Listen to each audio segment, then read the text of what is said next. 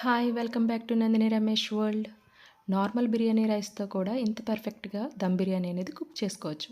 దీని preparation start చేసే ముందు నా ఛానల్ సబ్స్క్రైబ్ చేయని వాళ్ళు ఉంటే సబ్స్క్రైబ్ చేసుకోండి. నేను దీనికోసం 2 kgs చికెన్ తీసుకున్నాను. కేజీన్నర రైస్కి పీసెస్ కూడా ఇలా కట్ చేయించుకున్నాను. ఇందులో నేను 3 స్పూన్ల కారం, అలాగే టేస్ట్కి సరిపడినంతగా ఉప్పు అనేది యాడ్ చేసుకోవాలి.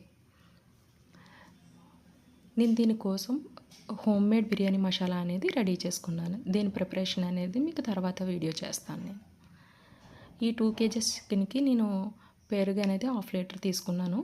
అలాగే కొంచెం అల్లం వెల్లుల్లి పేస్ట్ కూడా యాడ్ చేసుకోవాలి. ఆల్రెడీ ఫ్రై చేసి పెట్టుకున్న ఫ్రైడ్ ఆనియన్స్ కూడా యాడ్ చేసుకోవాలి.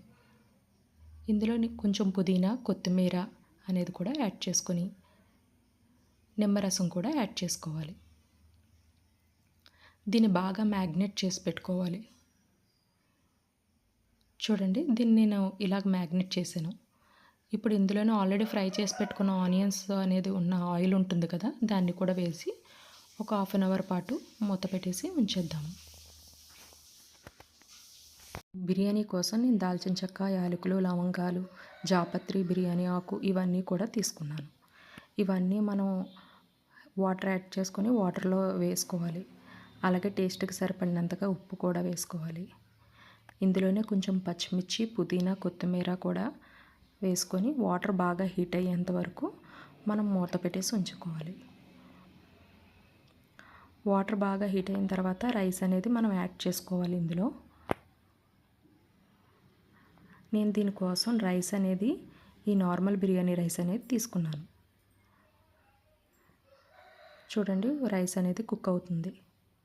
నేను 2 kgs చికెన్కి కేజీన్నర రైస్ అనేది తీసుకున్నాను. ఇందులో ఉన్న వాటర్ అనేది చికెన్లో యాడ్ చేసుకోవాలి. మ్యాగ్నేట్ చేసి పెట్టుకున్న దాంట్లో మనకు రైస్ అనేది 70% అనేది కుక్ అయిపోయింది. ఇలా కుక్ అయిన రైస్ని మనం ఆల్రెడీ మ్యాగ్నేట్ చేసి పెట్టుకున్న చికెన్లో లేయర్స్ కింద అప్లై చేసుకోవాలి. ఈ లేయర్స్ అనేది మొత్తం స్ప్రెడ్ అయ్యేంత వరకు మనం బాగా స్ప్రెడ్ చేసుకోవాలి. దీన్ని నేను 3 లేయర్స్ కింద వేశాను. ఇలా వేసిన తర్వాత ఇందులో మనం కొంచెం పుదీనా, కొత్తిమీర అనేది వేసి, అలాగే ఆల్రెడీ ఫ్రై చేసి పెట్టుకున్న ఫ్రైడ్ ఆనియన్స్ అనేవి ఉంటాయి కదా, అవి కూడా వేసుకొని కొంచెం గీ అనేది కూడా బాగా స్ప్రెడ్ చేయాలి ఇదంతా. దీని యొక్క ఫ్లేవర్ అనేది బయటకు పోకుండా మూత పెట్టి ఇందు మీద ఏమైనా బరువాటిది పెడితే దమ్ అనేది మనకి బయటకు పోదు. దీన్ని 1/2 అవర్ పాటు లో ఫ్లేమ్లో కుక్ చేసుకోవాలి. చూడండి, మనకి బిర్యానీ అనేది చాలా పర్ఫెక్ట్గా కుక్ అయ్యింది.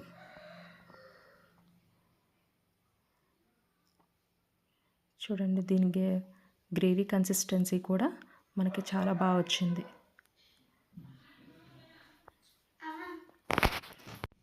చూడండి, మనకు దమ్ బిర్యానీ అనేది చాలా పర్ఫెక్ట్గా వచ్చింది. చాలా జల్లుగా వచ్చింది.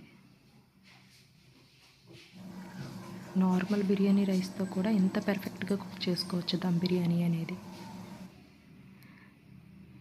దీనికోసం మీరు మరిన్ని వీడియోస్ కోసం నా ఛానల్ని సబ్స్క్రైబ్ చేయండి.